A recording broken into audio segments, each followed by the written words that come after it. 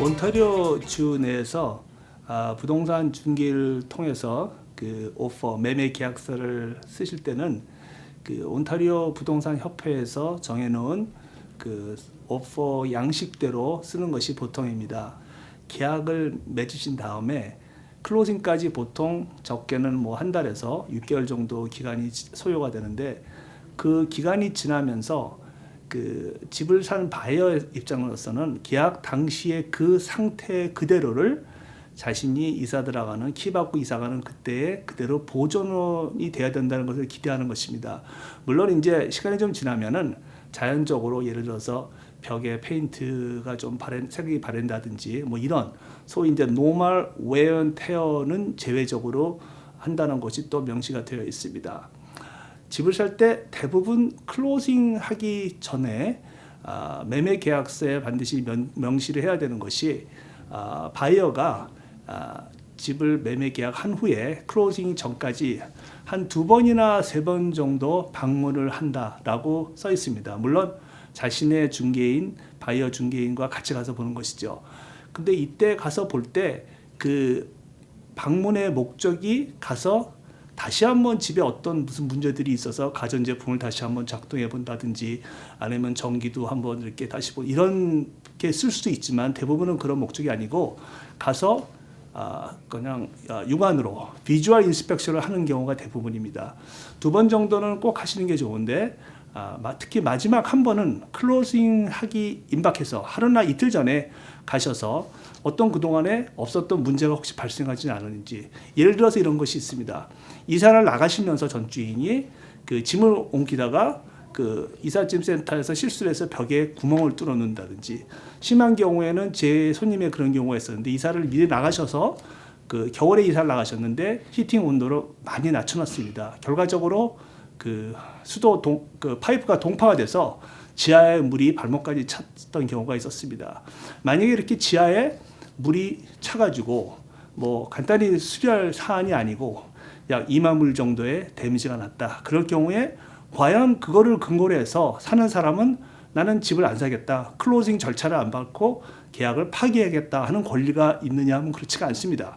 따라서 사소한 문제가 발생되는데, 흔히 볼 수 있는 게 마지막 날 클로징 하루 전에 가봤더니 창문에 유리가 깨져 있고 뭐 수도꼭지가 못 봤었는데, 그때는 계약 당시에는 좀 수도꼭지에서 물이 샌다든지, 아니면은 화장실의 변기에가 물이 스탑이 안 되고 계속 내리고 있는다든지, 이런 거는 흔히 볼 수 있는 사안이고, 그런 거를 갖고 클로징을 거부할 수는 없습니다.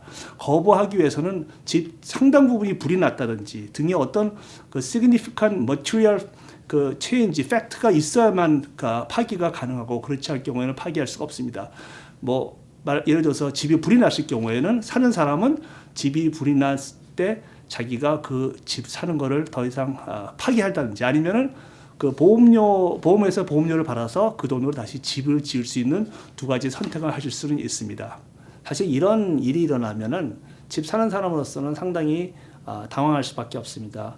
내가 집을 샀을 때, 계약했을 때 그대로를 인수받아야지, 지하에 물이 찼는데 과연 인수받아야 되느냐 하는 그런 불공평이 있는데, 그때 하실 수 있는 방법은 대부분의 경우 그 해당 변호사들을 통해서 그 수리비 정도를 가격에서 서로 합의를 해서 깎아서 사든지, 아니면은 그게 안 되면은 일단 클로징을 하신 다음에 그 데미지에 대해서 소송을 하셔야 됩니다. 만약에 합의가 안 되면 그 방법밖에 없죠. 그래서 제일 이상적인 거는 일단 가계약 상태를 한 다음에 홈 인스펙션을 꼭 해서, 그 홈 인스펙션에서 어떤 문제가 발견됐을 때 그때는 충분히 바이어 입장에서는 가격을 조정하거나 계약을 파기할 수가 있습니다. 문제는 홈 인스펙션을 했는데 다 끝났는데도 몇 달이 지나면서 새로 생기는 문제에 대한 것입니다. 경험이 많은 중개인으로서 앞으로 클로징 할 때 어떤 문제가 발생할 가능성이 보이는 사안들에 대해서는 미리 그때 다 확실히 짚어두고, 계약서에 그 서면으로 다 확실하게 그 써놓으면 상관이 없지만, 계약이 확정된 다음에는 셀러 입장에서는 그 다음에 일어나는 상황에 대해서는 어떤 문제가 중간에 생기더라도 클로징을 거부할 수 없다는 걸 알고 있는 셀러 입장에서는 그런 것에 대해서 그때 다시 양보를 할 수 없는 확률이 높습니다. 클로징을 하고 나서 이사 들어간 다음에 발견될 수 있는 어떤 문제들에 대비해서 어떤 바이어들은 자신의 변호사한테 마지막으로 그 지불해야 될 대금의 일부를 일정 액수를 좀 홀드를 하고 확인한 다음에 그 돈을 주겠다 그렇게 요청을 하는 분도 있는데, 거기에 대해서 셀러가 충분히 인정하고 이해할 만한 그런 사안이 발생하지 않는 이상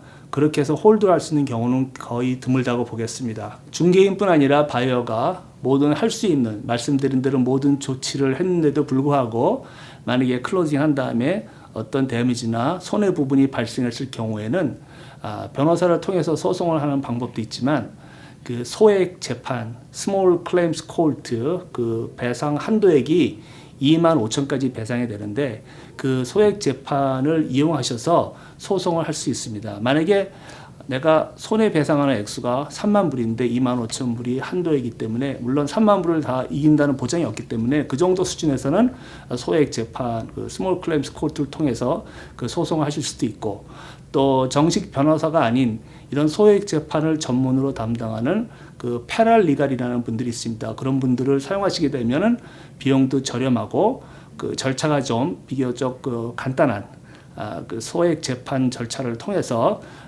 승소를 하실 수 있는 방법을 찾아보는 것도 현명하다고 보겠습니다. 변호사들이 하는 말들 중에 하나가 최고의 소송보다는 최악의 합의가 훨씬 좋다라는 말처럼, 소송을 하게 되면 그 액수가 굉장히 큰 그런 액수도 아니라면은 그 소송하는데 들어가는 시간과 또 그 변호사들한테 지불해야 되는 비용이 오히려 좀 손해를 보고라도 양보를 하고 합의를 하는 것이 언제나 현명하다고 보겠습니다.